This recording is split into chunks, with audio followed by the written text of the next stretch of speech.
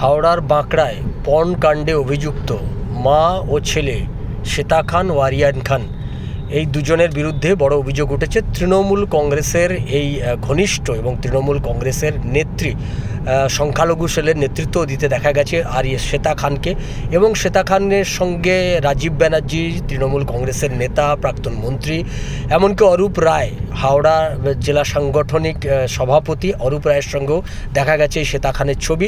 সেই শ্বেতা খানকে তৃণমূল কংগ্রেসের সংখ্যালঘু সেলের নেতৃত্ব দিতে দেখা গেছে। সেই শ্বেতা খান যে বিভিন্ন সময় বিভিন্ন মেয়েদেরকে নিয়ে সে পর্ন ভিডিও বানাতো এবং সেই পর্ন কাণ্ডে সে ধরা পড়েছে। সোদপুরের এক যুবতী, একটি মেয়ে, সে তার বিরুদ্ধে অভিযোগ জানায়। তারপর থেকেই নড়েচড়ে বসে গোটা প্রশাসন। এই তৃণমূল কংগ্রেসের নেত্রীকে গ্রেপ্তার করে তারপরে পুলিশ। গত পরশু তাকে যখন আদালতে নিয়ে যাওয়া হচ্ছিল তখন জনগণ তার উপর ঝাঁপিয়ে পড়ে, তার এবং তার ছেলেও পরে গ্রেপ্তার হয় এবং চড় থাপ্পড় মারে এই মহিলা শ্বেতা খানকে।